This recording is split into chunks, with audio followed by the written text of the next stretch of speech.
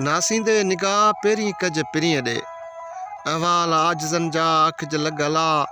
रोज़ न्यारी नरा अखियूं अवां जे आसरे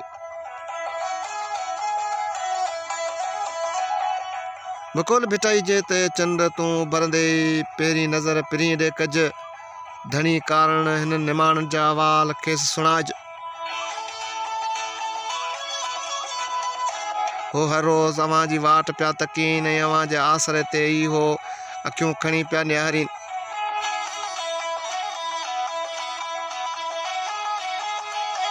या हुननि जूं अखियूं अवां जे इंतज़ार में राह पियूं तकीन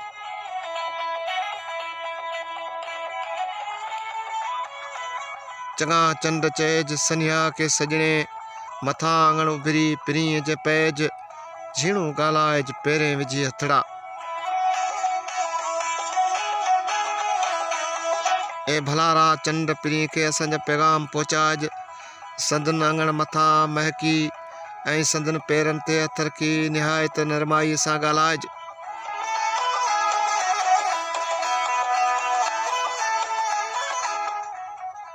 ए चंड तूं उभरंदे ई पहिरीं निहार पिरीअ ॾे कज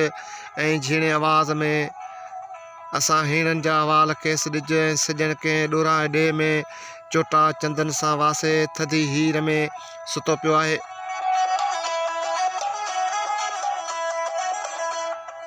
पिरत में पुछंदड़ उते न पहिरें पंधु थो पहुचे सघे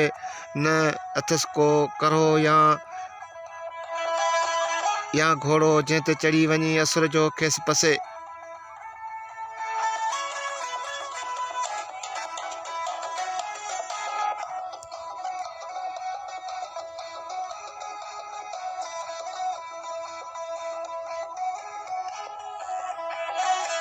हींअरे सजण सारिया किथे हूंदुमि हेर अची लालनि ॾींहुं मथे पलंगनि पेर थी विरहुअण वेर ॻुझ गरियां किन से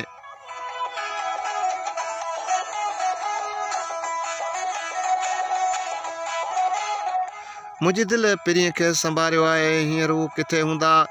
ए पिरी तूं मुंहिंजे पलंगनि ते नथो अची पेर ॾींहुं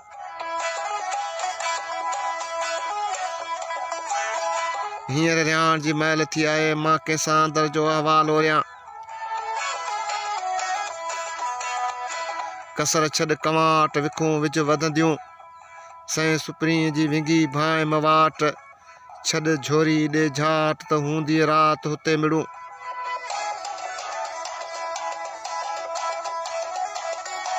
ए गभरू उठ तकड़ियूं विखूं खणंदो हल महबूब जे सईं संहिंजी राह खे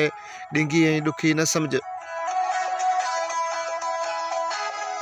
गैसर के छॾ ऐं सट ॾेई हल जीअं हलंदड़ राति जो ई महबूब सां हली मिलूं